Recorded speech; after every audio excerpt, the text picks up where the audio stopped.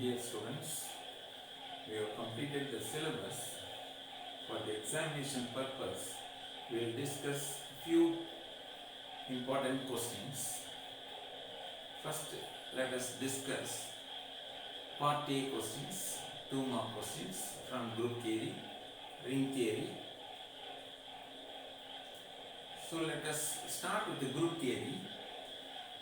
The often asked question is, define group homomorphism. Group homomorphism. So we know, first of all, a homomorphism is a function. Then we have to remember what can be its domain, what can be its codomain.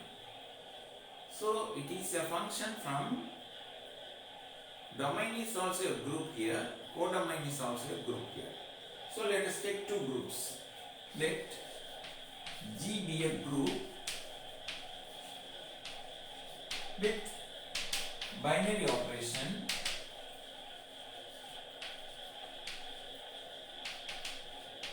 star. That is, G star is a group. Let G bar dot be another group. Be another group. Then a function, a mapping phi from G to G bar is called a homomorphism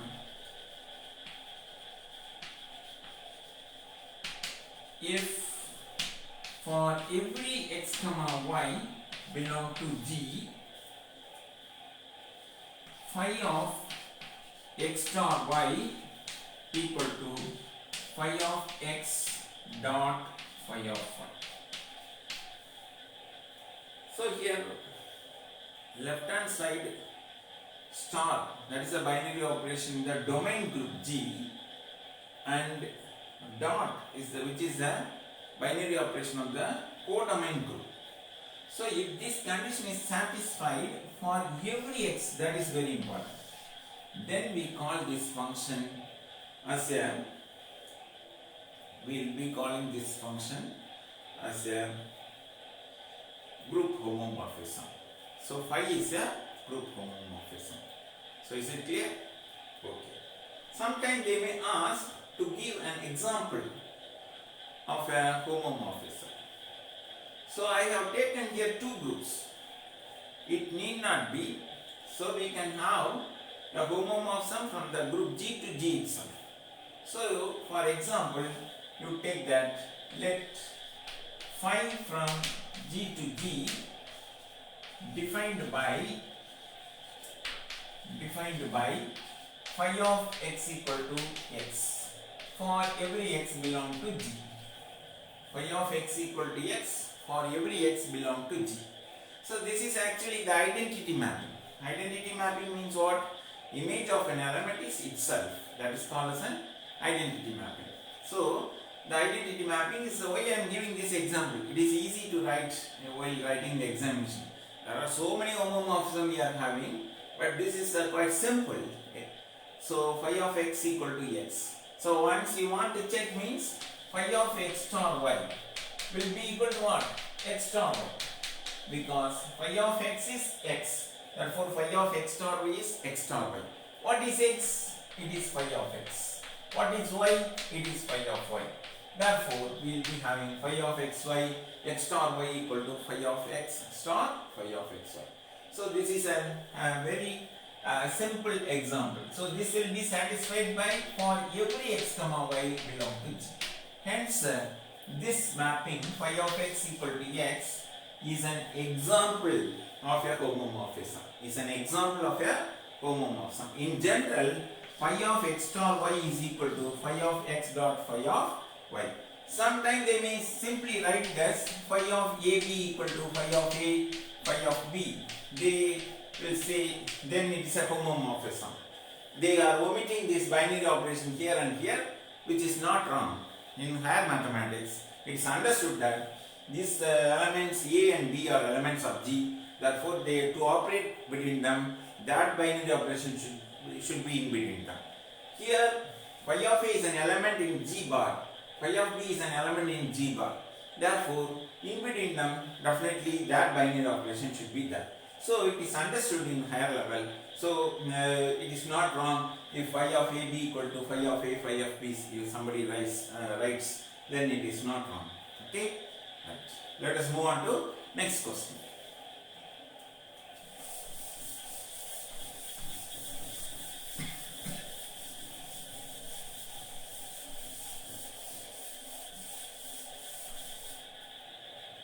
Okay.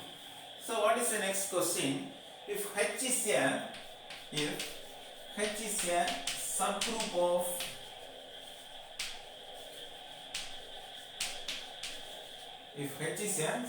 of a group G, define index of H in G. Define index of H in G. So, if H is a subgroup of group G, then the index of H in G, then index of H in G is denoted by I of G of H. Is denoted by I of G of H. Then what it is the, and it is defined as number of distinct right cosets of H in G. Number of distinct right cosets of H in G. In case G is a finite group,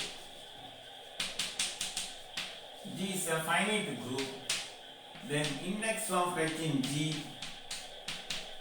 is given by order of G by order of H. So, index of H in G is number of distinct right cosets. You know about right cosets. So, HG, where the element G belong to G. That type of sets will be called as right cosets. So, number of distinct right cosets of H in G is termed as index of H in G. So, this is a second question. Is it clear? We will pass on to the next question.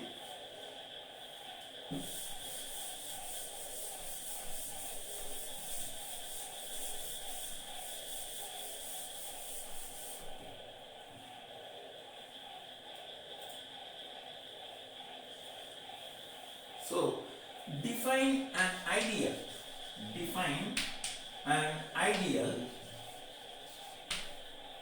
of a ring R. Define an ideal. Most important question. So you are having a ring R, a non-empty set U. So a non-empty subset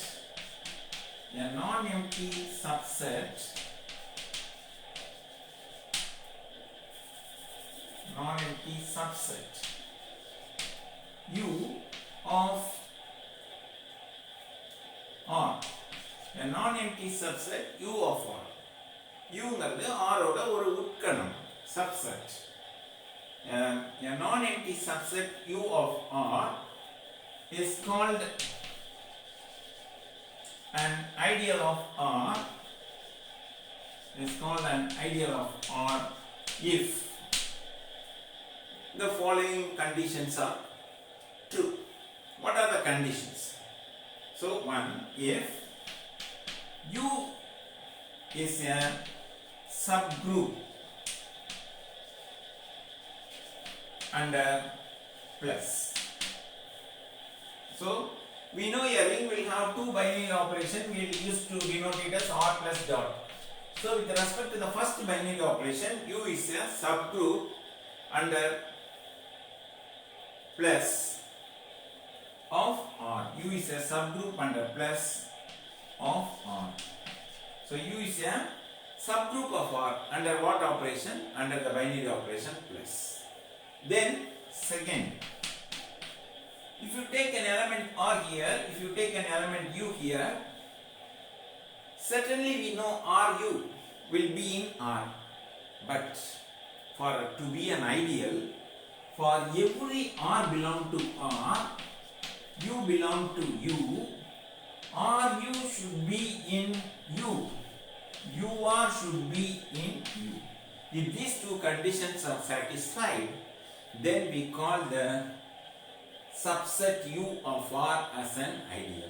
So very clear, RU and UR will belong to capital R, it is no doubt, because it's a ring. But for every R belong to R, U belong to U, the new element RU should be in U, UR should be in U. Then this capital U will be called as an ideal. Is it clear? Okay. We'll move to the next question.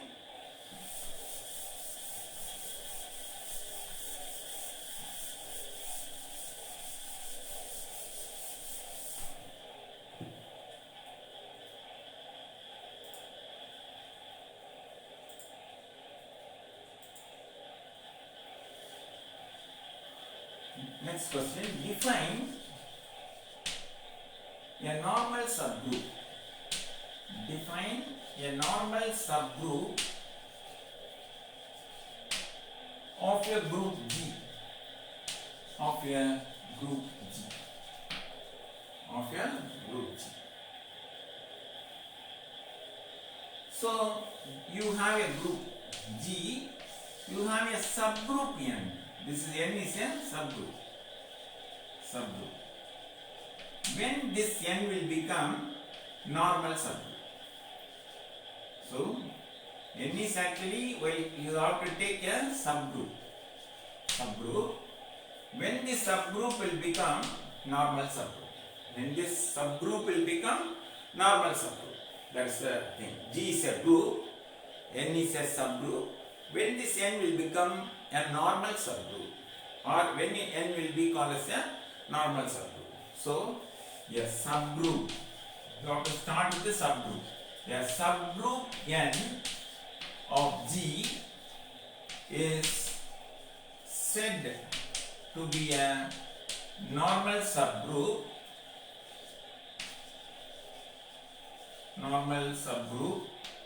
of G if this condition is satisfied. What is that condition? For every G belong to G, N belong to N. So, if for every G belong to G, N belong to N, Gn G inverse belongs to N. Gn G inverse belongs to N. Then we call this capital N as a normal subgroup of G. Okay? So, we have seen many definitions for normal subgroup. This is the simplest one. This is a basic one. But you have to write for every. For every G belong to G, N belong to N, Gn G inverse belongs to N. So, you are taking G from here. G is a group. G inverse also will be in G definitely. But Gn G inverse, the resulting element should be in what? Capital N. This should be true for not any one G. It should be true for every G and for every N. So for every G belong to N, for every G belong to G, N belong to N, Gn G inverse belongs to N. Okay? We'll go to the next question.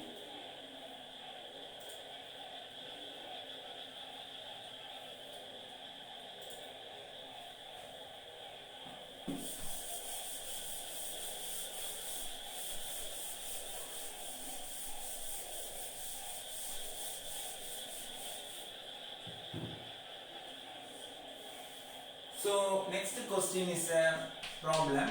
If U is an ideal, U is an ideal of R, U is an ideal of R, and unit element 1 belong to U, then prove that U is equal to R. So you know R is a ring, U is an ideal. Suppose 1 is in this U, 1 belongs to U, then this U and R are one and the same. U equal to R. We have to prove that. Okay. So to prove two sets are equal, we know U equal to R. We have to prove.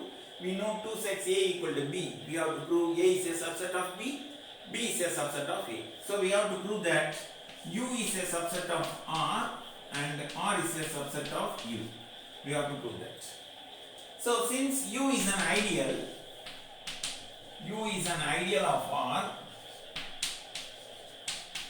by definition we know U is a subgroup. Okay, so therefore by definition U is a subset of R. So one part, very simple, U is a subset of R. Now we have to prove R is a subset of U. R is a subset of U. So for that you take, let R belong to R. Let R belong to R. Given, what is given? Given 1 belong to U. Given 1 belong to U. It is given in the question. 1 belong to U. Therefore, R into 1. R into 1 will be where? So we know the condition of ideal. If U is there, R is there, this RU should be in U. We know that is a condition of an ideal. Therefore, R belongs to R, 1 belong to U. Therefore, R into 1 will belong to what? Will belong to U, since U is an ideal. Since U is an ideal.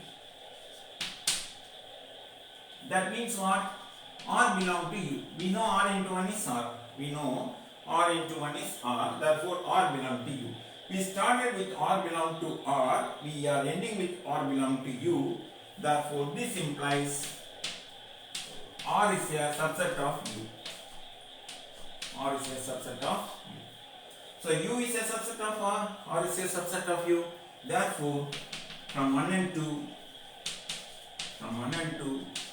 we have U equal to R. We have U equal to R. Thank you.